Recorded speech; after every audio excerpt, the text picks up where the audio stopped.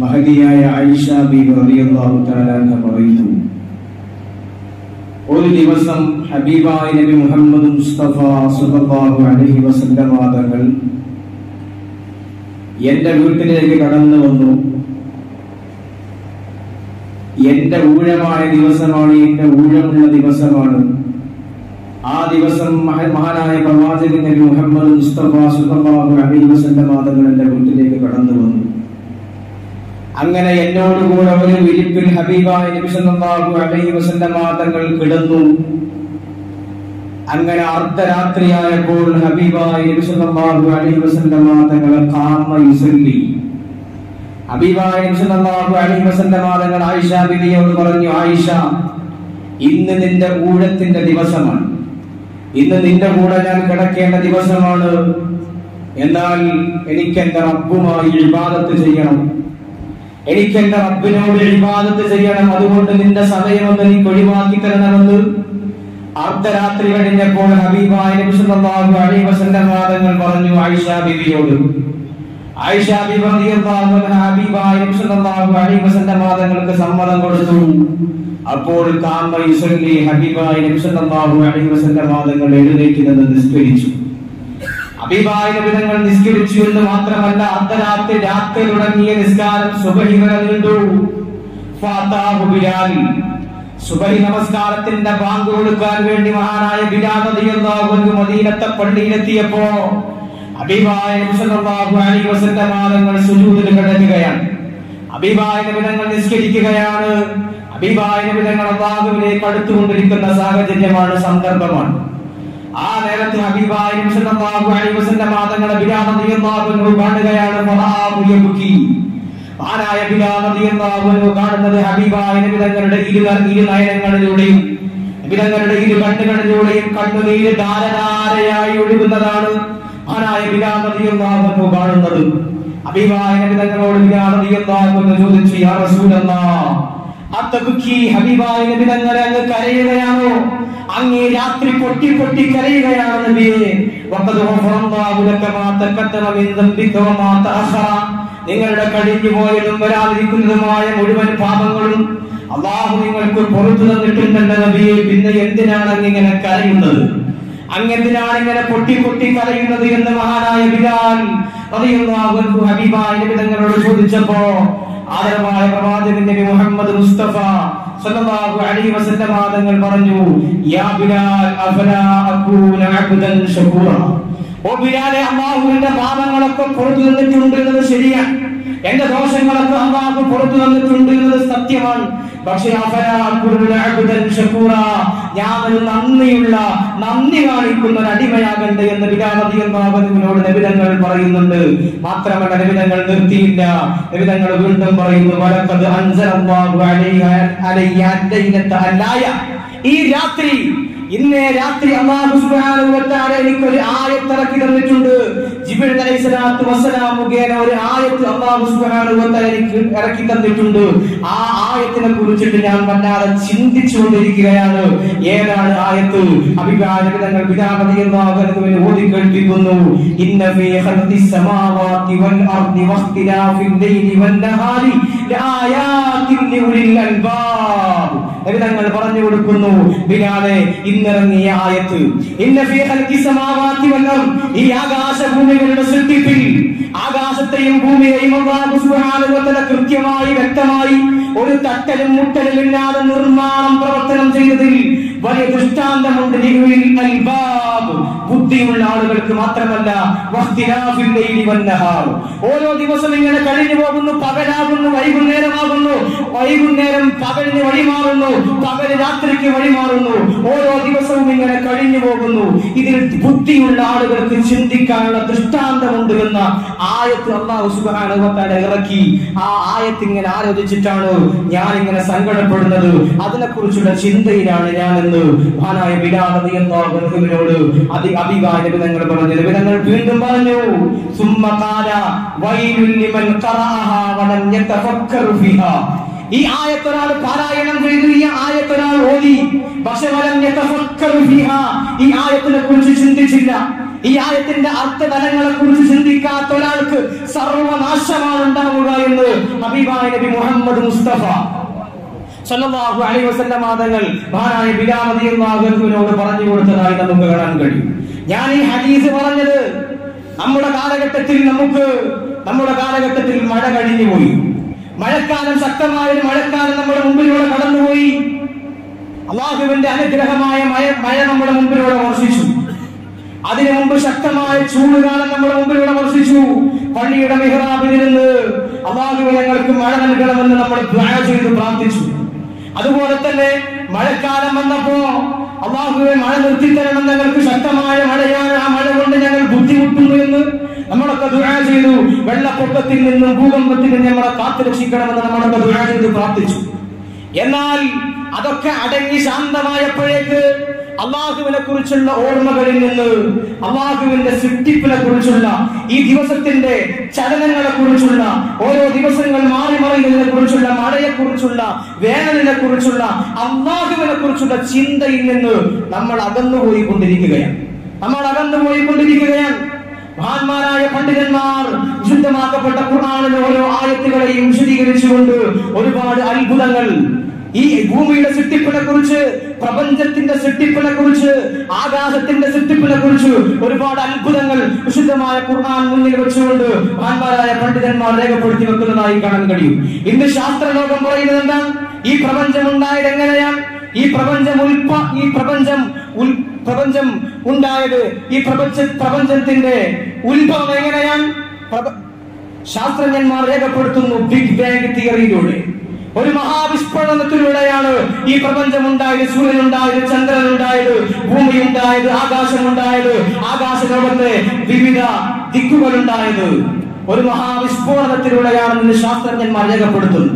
എന്നാൽ 1400 വർഷങ്ങൾക്ക് മുമ്പ്, 14 നൂറ്റാണ്ടുകൾക്ക് മുമ്പ് ഹബീബായ നബി സല്ലല്ലാഹു അലൈഹി വസല്ലം തങ്ങളുടെ വിശുദ്ധമാക്കപ്പെട്ട ഖുർആനിൽ അല്ലാഹു പരിചയപ്പെടുത്തുന്നു, അവലം യറല്ലദീന കഫറു അന്ന സമാവാതി വൽ അർള കാനതാ റത്ഖൻ ഫഫതഖ്നാഹുമാ. ശുദ്ധമായ ഖുർആൻ വളരെ കൃത്യമായി ബിഗ് ബാങ് തിയറി എന്ന് പറയുന്ന 21-ാം നൂറ്റാണ്ടിൽ അല്ലെങ്കിൽ 20-ാം നൂറ്റാണ്ടിലോ 19-ാം നൂറ്റാണ്ടിലോ ശാസ്ത്രം കണ്ടെത്തിയ ഒരു വസ്തുതയിലേക്ക് വിശുദ്ധമായ ഖുർആൻ വിരൽചൂണ്ടുന്നു. അവലം യറല്ലദീന കഫറു അന്ന സമാവാതി വൽ അർള കാനതാ റത്ഖാ. ഈ ഭൂമിയും ആകാശവും എല്ലാം ഒരുമിച്ച് കൂടിയ ഒരു സംഗതിയായിരുന്നു, ഒരുമിച്ച് കൂടിയിരിക്കുകയായിരുന്നു. ഫഫതഖ്നാഹുമാ. ആകാശത്തെയും ഭൂമിയെയും നാം ഒരു മഹാവിസ്ഫോടനത്തിലൂടെ പുലർത്തിയെന്ന് ശുദ്ധമായ ഖുർആൻ വളരെ കൃത്യമായി നമ്മോട് പറഞ്ഞു വെക്കുന്നു. ശുദ്ധമായ ഖുർആൻ ഇങ്ങനെയാണ്. ഭൂമിയുടെ, ആകാശത്തിന്റെ ചലനങ്ങളെ കുറിച്ച് നമ്മോട് വളരെ കൃത്യമായി പറഞ്ഞു തന്നിട്ടുണ്ട്. നമ്മൾ ചിന്തിക്കണം. മഴക്കാലം വന്നു, മഴയെക്കുറിച്ച് നമ്മൾ ചിന്തിക്കുന്നുണ്ടോ? അല്ലാഹു സുബ്ഹാനഹു വ തആലയുടെ വലിയ അനുഗ്രഹമാണെന്ന മഴ.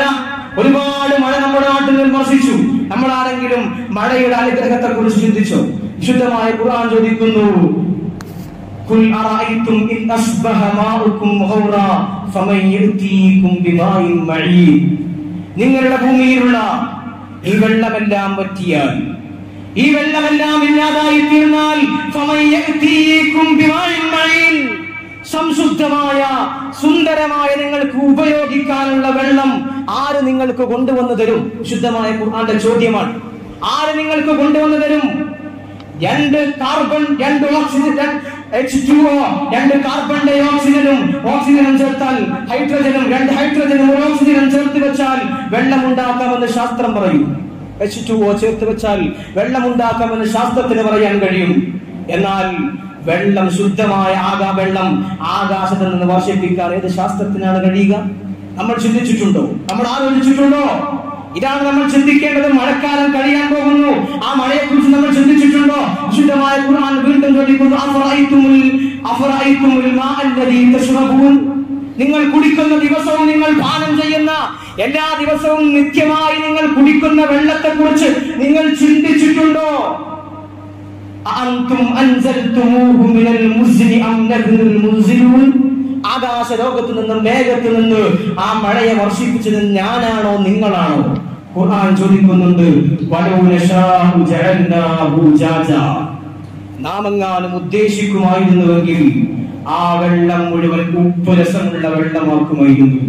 മനുഷ്യന് കുടിക്കാൻ കഴിയാത്ത ഉപയോഗശൂന്യമായ വെള്ളമാക്കി നാം അതിനെ മാറ്റുമായിരുന്നു എന്ന് വിശുദ്ധമായ ഖുർആൻ പറയുന്നു. വിശുദ്ധമായ ഖുർആൻ വീണ്ടും പറയുന്നുണ്ട്, ഫലൗലാ തശ്കുറൂൻ, നിങ്ങൾക്കൊന്ന് ശുക്ർ ചെയ്തുകൂടെ, നിങ്ങൾക്കൊന്ന് നന്ദി ചെയ്തുകൂടെ, അള്ളാഹുവിന് വേണ്ടി ഒന്ന് ഇബാദത്ത് എടുത്തുകൂടെ, അള്ളാഹുവിന്റെ പള്ളിയിൽ വന്നത് ജമാഅത്തിൽ പങ്കെടുത്തുകൂടെ, അള്ളാഹുവിന്റെ ഇബാദത്തിൽ നിങ്ങൾക്കൊന്ന് മുഴുകിക്കൂടെ എന്ന് ഖുർആൻ ചോദിക്കുന്നു. അള്ളാഹുവിന് ശുക്ർ ചെയ്തുകൂടെ? വലിയ വലിയ അനുഗ്രഹങ്ങളാണ് നമുക്ക് വർഷിക്കുന്നത്. വലിയ വലിയ അനുഗ്രഹങ്ങൾ. സമയവും സന്ദർഭവുമായി മഴ വർഷിക്കുന്നു. സമയവും സന്ദർഭത്തിലും അനുയോജ്യമായ രീതിയിൽ വെയിൽ വരുന്നു. നമുക്ക് എല്ലാവിധ അനുകൂല സാഹചര്യങ്ങളുമുണ്ട്. പ്രതിസന്ധികളില്ല, പ്രയാസങ്ങളില്ല, ഒരു ബുദ്ധിമുട്ടുകളുമില്ല, പ്രകൃതി ദുരന്തങ്ങളില്ല, ഒന്നുമില്ല. എല്ലാം നല്ല ക്രമത്തിൽ നടന്നു പോകുന്നു. അഫലൗലാ തശ്കുറൂൻ, നിങ്ങൾക്കൊന്ന് അല്ലാഹുവിനെ ശുക്ർ ചെയ്തൂടെ, നിങ്ങൾക്കൊന്ന് അല്ലാഹുവിനെ ശുക്ർ ചെയ്തൂടെ എന്ന് വിശുദ്ധമായ ഖുർആൻ വളരെ കൃത്യമായി നമ്മോട് ചോദിക്കുന്നുണ്ട്. നമുക്കൊക്കെ ശുക്ർ വേണം, അല്ലാഹുവിനോട് നന്ദി വേണം.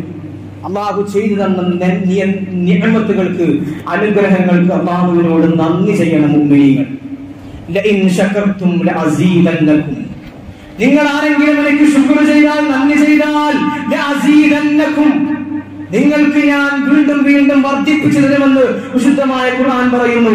ബിസിനസ്സിൽ ബർക്കത്തില്ല എന്ന് പറയുന്നവരുണ്ടോ? മക്കളുണ്ടാവുന്നില്ല എന്ന് പറയുന്നുണ്ടോ? എനിക്ക് ജീവിതത്തിൽ ഒരു ഖൈറില്ല എന്ന് പറയുന്നവരുണ്ടോ? ശുക്ർ ചെയ്ത് നോക്ക്. വിശുദ്ധമായ ഖുർആൻ പറയുന്നു, ലഇൻ ശകർതും ലഅസീദന്നകും, നിങ്ങളുടെ കച്ചവടത്തിന് അല്ലാഹു ബർക്കത്ത് നൽകുമ്പോ, നിങ്ങൾക്ക് അല്ലാഹു സുബ്ഹാനഹു വ തആല സന്താനങ്ങൾ നൽകുമ്പോ, നിങ്ങൾക്ക് സമ്പത്ത് നൽകുമ്പോ, നിങ്ങൾക്ക് അനുഗ്രഹങ്ങൾ കോരിവാരി നൽകുമ്പോ, ലഇൻ ശകർതും, നിങ്ങൾ ശുക്ർ ചെയ്താൽ, നന്ദി ചെയ്താൽ, ലഅസീദന്നകും, വീണ്ടും വീണ്ടും അല്ലാഹു തരും. അതിന് സംശയവുമില്ല. ഖുർആൻ പറയുന്നതാണ് ലഅസീദന്നകും, നിങ്ങൾക്ക് വർദ്ധിപ്പിച്ചു തരിക തന്നെ ചെയ്യും. ഖുർആൻ ശക്തമായ തൗക്കീദിന്റെ ഭാഷയിലാണ് പറഞ്ഞത്, ലഅസീദന്നകും, നിങ്ങൾക്ക് ഞാൻ വർദ്ധിപ്പിച്ചു തരിക തന്നെ ചെയ്യും. ഇന്ന് നമ്മുടെ സാഹചര്യം എന്താണ്? അല്ലാഹുവിനെ ശുക്ർ ചെയ്യുന്നത് പോയിട്ട് അല്ലാഹുവിനെ ഓർക്കുന്ന സമയവും സന്ദർഭവും തന്നെ നമുക്കില്ല. അല്ലാഹുവിന് എവിടെയൊക്കെ തെറ്റ് ചെയ്യാൻ കഴിയുന്നുണ്ടോ അവിടെയൊക്കെ തെറ്റ് ചെയ്യുന്ന ഒരു സാഹചര്യവും സന്ദർഭവുമാണ് നമുക്കൊക്കെ ഉണ്ടാവുന്നത്. അല്ലെങ്കിൽ നമ്മളൊക്കെ സാന്ദർഭികവശാൽ, സാമൂഹ്യവശാൽ പെട്ടുപോകുന്നത്. അല്ലാഹു വിരോധിച്ച കാര്യങ്ങൾ സുലഭമായി നടക്കുന്നു. കല്യാണ വീടുകളിൽ ഇന്നൊക്കെ വ്യാപകമായി കല്യാണങ്ങൾ ഓഡിറ്റോറിയത്തിൽ നടത്തപ്പെടുകയാണ്. അവിടെ എന്താണ് നടക്കുന്നത്? ഓഡിറ്റോറിയങ്ങളിൽ എന്താണ് കല്യാണത്തിന്റെ അവസരങ്ങളിൽ എന്താണ് നടക്കുന്നത്? അന്യ പുരുഷനും അന്യ സ്ത്രീക്കുമിടയിൽ മറയില്ലാതെ ഒരുമിച്ചിരുന്ന് അന്യ സ്ത്രീയും അന്യ പുരുഷനും ഒരു ടേബിളിൽ നിന്ന് ഭക്ഷണം കഴിക്കുന്ന സാഹചര്യം, സന്ദർഭം. വിശുദ്ധമാക്കപ്പെട്ട ഇസ്ലാം വിലക്കിയതല്ലേ അത്? വിശുദ്ധമാക്കപ്പെട്ട ഇസ്ലാം ഹറാമാക്കിയതല്ലേ അത്? എങ്ങനെയാണ് പിന്നെ നമ്മുടെ അല്ലാഹുവിനോട് ശുക്ർ ചെയ്യുന്നുണ്ട് എന്ന് പറയാൻ നമുക്ക് കഴിയുക? വളരെ ഗൗരവത്തോടു കൂടെ നമ്മൾ ചിന്തിക്കണം. നമ്മുടെ പഴയ കാലങ്ങളിൽ നമ്മുടെ കല്യാണ വീടുകളിലില്ലാത്ത, നമ്മുടെ കല്യാണ ആചാരങ്ങളിലില്ലാത്ത പല അനാചാരങ്ങളും കടന്നു വരുന്നുണ്ട്. അന്യ സ്ത്രീയും അന്യ പുരുഷനും ഫാമിലി എന്ന പേരിൽ ഒരൊറ്റ ടേബിളിൽ ഇരുന്ന് ഭക്ഷണം കഴിക്കുന്നു. ആരൊക്കെയാണ് ഫാമിലി? ആരൊക്കെ ഒരു മനുഷ്യന് ആരൊക്കെയാണ് കാണാൻ പറ്റുക? ശുദ്ധമാക്കപ്പെട്ട ഖുർആനും ഹദീസും മഹാന്മാരായ പണ്ഡിതന്മാരും വളരെ കൃത്യമായി നിർവചിച്ചു തന്നിട്ടുണ്ടല്ലോ. ഫാമിലി എന്ന് പറയുന്ന, കസിൻ എന്ന് പറയുന്ന അമ്മാവന്റെ മക്കളെയും അമ്മായിയുടെ മക്കളെയും ഒക്കെ കാണാൻ ഏത് ഇസ്ലാമാണ് അനുവദിച്ചിട്ടുള്ളത്? ഒരുമിച്ചിരുന്ന് ഭക്ഷണം കഴിക്കാൻ ആരാണ് അവകാശം നൽകിയത്? നമ്മൾ ചിന്തിക്കണം, അല്ലാഹുവിനെ ശുക്ർ ചെയ്യണം. അല്ലാഹു സുബ്ഹാനഹു വ തആല നമുക്ക് തൗഫീഖ് നൽകി അനുഗ്രഹിക്കുമാറാവട്ടെ. ഞാൻ ദീർഘിപ്പിക്കുന്നില്ല. വിശുദ്ധമാക്കപ്പെട്ട ഹബീബായ നബി തങ്ങളുടെ റബീഉൽ അവ്വൽ മാസമാണ് കടന്നു വരുന്നത്. അല്ലാഹുവിന്റെ റസൂലിന്റെ മൗലിദ് നമ്മുടെ വീടുകളിൽ കൊണ്ടാടണം. നമ്മുടെ പള്ളികളിൽ അത് നടത്തുമ്പോ അത് സജീവമായി പങ്കെടുക്കണം. അതിന്റെ ഭാഗമാക്കണം. അതിനുവേണ്ടി നമ്മുടെ സമയവും സമ്പത്തും ഒക്കെ ചെലവഴിക്കണം. ഇൻഷാ അല്ലാഹ് ആ വിഷയത്തിലേക്ക് ഞാൻ കൂടുതൽ കടക്കുന്നില്ല. അല്ലാഹുവിന്റെ റസൂലിന്റെ റബീഉൽ അവ്വൽ ജന്മദിനമാണ് കടന്നു വരുന്നത്. അതിന് വേണ്ട സഹായങ്ങളും സഹകരണങ്ങളും അതുമായി ബന്ധപ്പെട്ട മുഴുവൻ കാര്യങ്ങളിലും നമ്മുടെ സജീവമായ പ്രവർത്തനം ഉണ്ടാവണം. മഹാനായ ജുനൈദുൽ ബഗ്ദാദി റളിയല്ലാഹു അൻഹു പറയുന്നു, മൻ ഹദറ മൗലിദൻ നബി സല്ലല്ലാഹു അലൈഹി വസല്ലം വഅല്ലമ ഖദറഹു ഫഖദ് ഫാസ ബിൽ ഈമാൻ. ഒരാൾ നബി സല്ലല്ലാഹു അലൈഹി വസല്ലം തങ്ങളുടെ മൗലിദിന്റെ സദസ്സിൽ വന്നു. ആ മൗലിദിന്റെ സദസ്സിൽ ഹാദിറായി വഅല്ലമ ഖദറഹു, അതിന്റെ മഹത്വത്തിനനുസരിച്ച് ആ സദസ്സിനെ ആദരിച്ച് ബഹുമാനിച്ച് ആരെങ്കിലും പെരുമാറിയാൽ ഫഖദ് ഫാസ ബിൽ ഈമാൻ, അവർ ഈമാൻ കിട്ടിയിട്ടേ മരിക്കൂ എന്ന് മഹാനായ ജുനൈദ് ബഗ്ദാദി റളിയല്ലാഹു തആല പറഞ്ഞതായി നമുക്ക് കാണാൻ കഴിയും.